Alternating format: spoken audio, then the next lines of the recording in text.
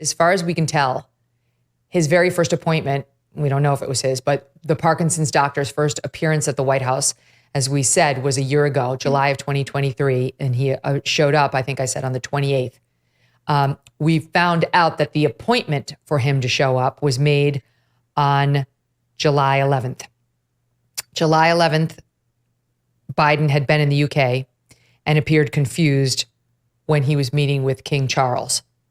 That may or may not have been the thing that set it off. Again, to underscore, we have no confirmation independently that all of those visits were for President Biden or were him examining President Biden.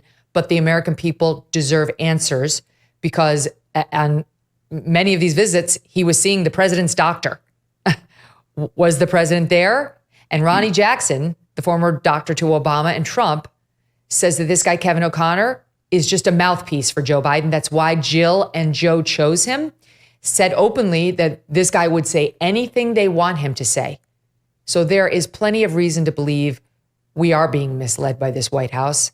I don't know that the president has Parkinson's, but we deserve an answer on why a Parkinson's doctor visited the White House 9 times over the past year. A cognitive exam was apparently not performed at the president's annual physical last February, and the president is refusing to take one now. Your reaction to all this, Stu?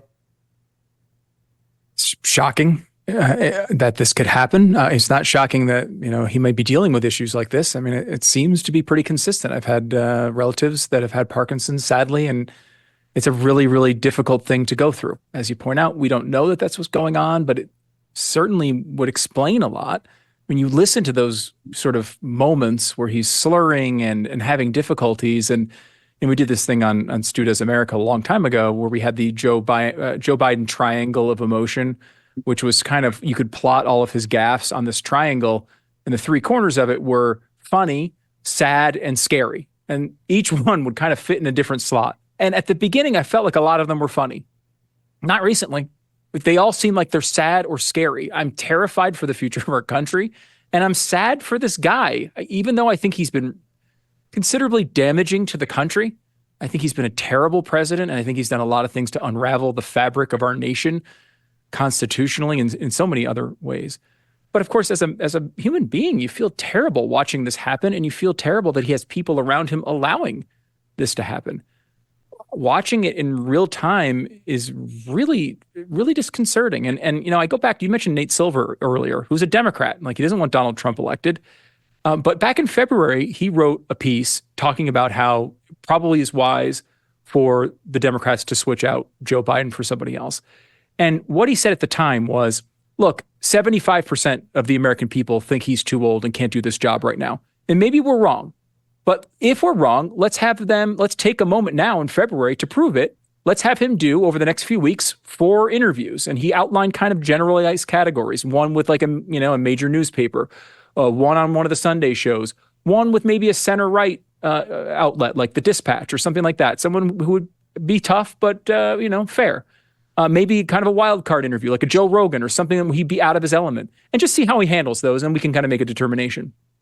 Instead of doing that or some sort of approach like that to see what was really going on, they intentionally hid it from all of us.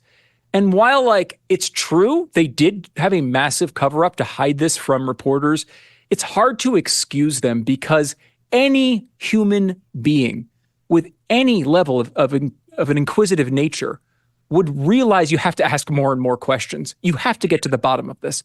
And I think they all knew that this was going on at some level, but chose to hide it from us. And now they're getting burned by what they've created here.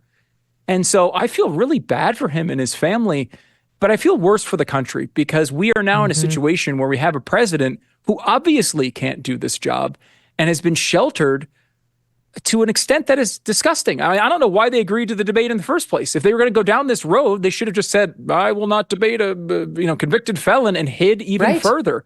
I mean, thank God they actually allowed this debate to happen so at least the American people can see this before it's too late.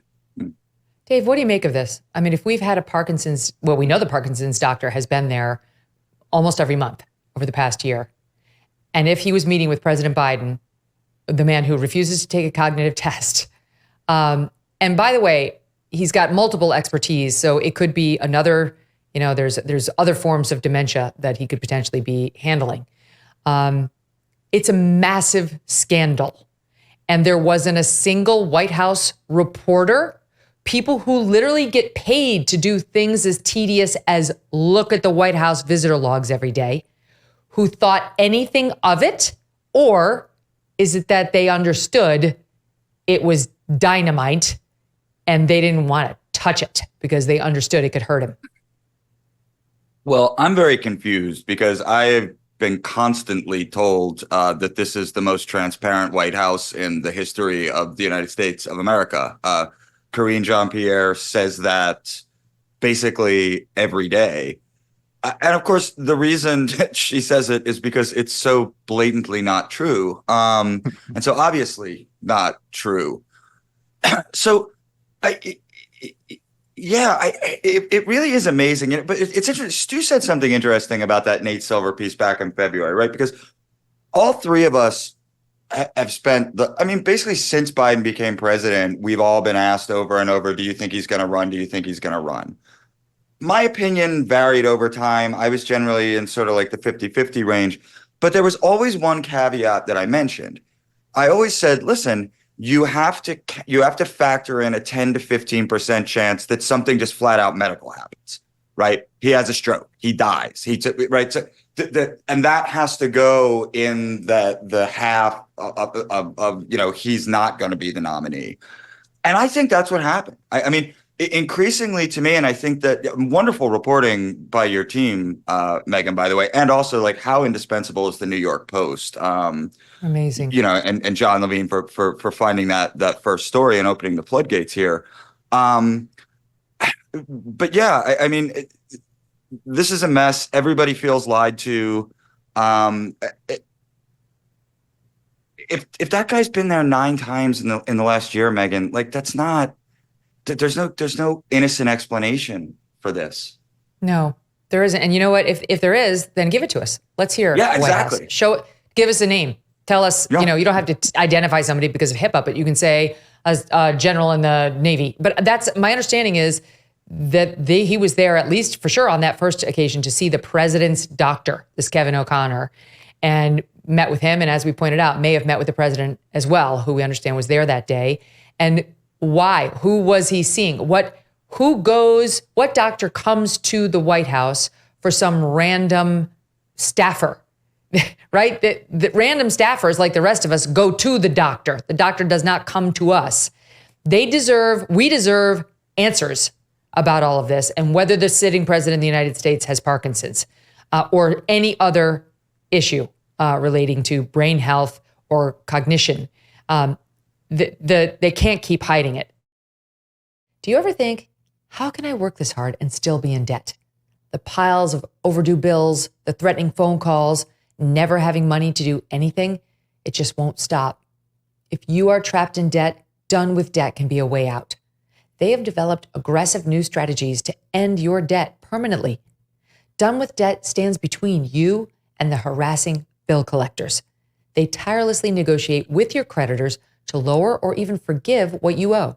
And they do it all without bankruptcy or new loans. One client said, one phone call saved us a fortune. I wish we did this long ago. Done with Debt has unique strategies to get you out of debt faster and put more money in your pocket every month. But you need to hurry because some debt solutions are time sensitive and you don't want to miss out. Visit donewithdebt.com. Talk with one of their debt relief strategists for free. You've got nothing to lose except your debt. Go to donewithdebt.com. That's donewithdebt.com. Thanks so much for watching. If you like what you just saw, hit the subscribe button for more clips and full episodes.